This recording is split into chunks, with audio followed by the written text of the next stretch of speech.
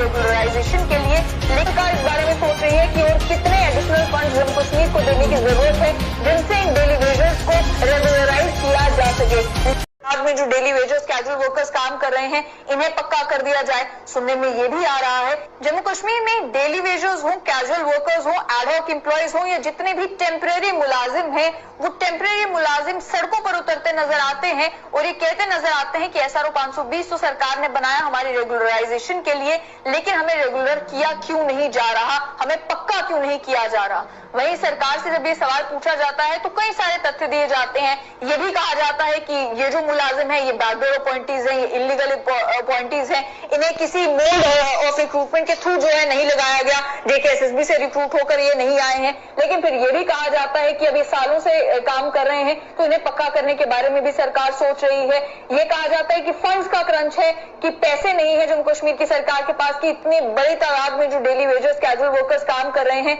इन्हें पक्का कर दिया जाए। सुनने में ये भी आ रहा है कि केंद्र सरकार इस बारे में सोच रही है कि और कितने एडिशनल फंड जम्मू कश्मीर को देने की जरूरत है जिनसे इन डेली वेजर्स को रेगुलराइज किया जा सके। लेकिन वही सरकार का ये भी कहना है कि हमें ये भी देखना है कि इनकी संख्या को ध्यान में रखते हुए अगर इन्हें अलग अलग डिपार्टमेंट्स में लगाया जाता है तो आने वाले समय में फिर जो बेरोजगार युवा है उनके लिए अपॉर्चुनिटीज कितनी घट जाएंगी। जहां सरकार को कई अड़चने आ रही हैं डेली वेजर्स को, कैजुअल वर्कर्स को, टेम्परेरी वर्कर्स को रेगुलराइज करने में, वही एक अड़चन तो वही की सुप्रीम कोर्ट की जजमेंट भी है। जिस सुप्रीम कोर्ट की जजमेंट में बात की गई है पूरे देश भर में अलग राज्यों में अलग अलग यूनियन टेरिटरीज में जो डेली वेजर्स अपॉइंट किए जाते हैं, जो टेम्परेरी वर्कर्स अपॉइंट किए जाते हैं और वो लोग भी जो इर्रेगुलर मोड ऑफ अपॉइंटमेंट से या इलीगल मोड ऑफ अपॉइंटमेंट से अपॉइंट किए जाते हैं। इस सुप्रीम कोर्ट की जजमेंट जिसके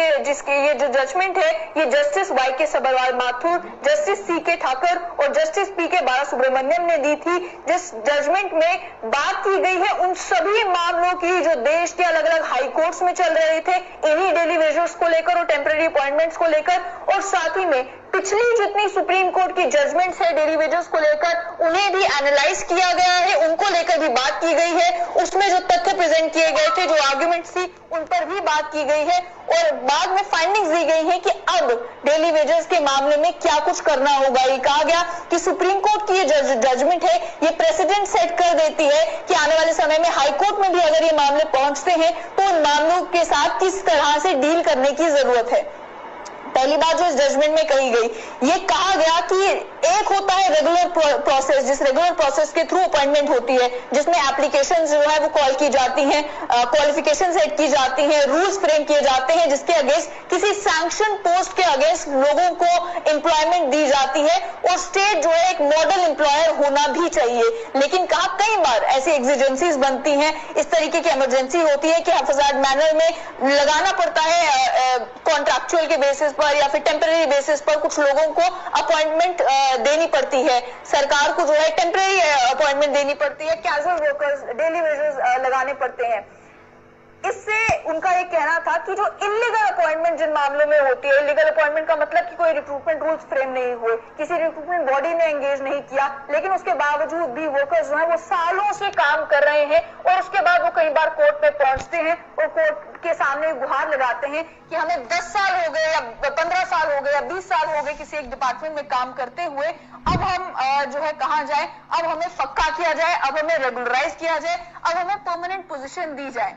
तो इस जजमेंट में पहली बात तो टर्म्स को जो है एनालाइज किया गया कि रेगुलराइजेशन में और परमानेंट पोजीशन देने में फर्क होता है। रेगुलराइजेशन का जहां तक ताल्लुक है तो सुप्रीम कोर्ट की इस जजमेंट में ये कहा गया कि इर्रेगुलरिटी अगर रिक्रूटमेंट में कहीं पर रह गई हो तो उसे रेगुलराइज किया जा सकता है। रेगुलरिटी का मतलब ये कि जिस समय रिक्रूटमेंट हो रही थी बाकी सब कुछ ठीक था, लेकिन एक कोई उसमें पॉइंट ऐसा था जो पॉइंट जो है कोई लेक्यूना रह गया या जो नॉर्मल मोड ऑफ अपॉइंटमेंट से कुछ हटके था। जैसा कि अगर एग्जाम्पल देने लगे तो एसआरओ 202 की बात की जा सकती है जम्मू कश्मीर में, यानी कि नॉर्मल अपॉइंटमेंट से कुछ हटके अगर था तो उस इर्रेगुलरिटी को रेगुलराइज करने के लिए कहा जा सकता है। लेकिन इस जजमेंट में यह भी कहा गया कि जहां mode of appointment he illegal है, रिक्रूटमेंट रूल्स है तो फ्रेम नहीं किए गए या प्रॉपर चैनल्स को फॉलो नहीं किया गया, इलीगैलिटी को लीगल नहीं किया जा सकता कोर्ट के जरिए भी। ये कहा गया कि कोर्ट का काम है किसी भी चीज की कॉन्स्टिट्यूशनल पोजीशन को देखना और ये समझना कि कहीं किसी का लीगल राइट कोई वायलेट तो नहीं हो रहा। किसी को एम्प्लॉयमेंट देना जो है वो कोर्ट का काम नहीं है। तो अगर कोई व्यक्ति ये गुहार लेकर कोर्ट के सामने आता है कि मैं 10 साल से काम कर रहा हूं, अब मुझे पक्का किया जाए, तो वो कोर्ट नहीं उसे एम्प्लॉयमेंट दे सकता। वो काम जो है वो सरकार को ही करना है।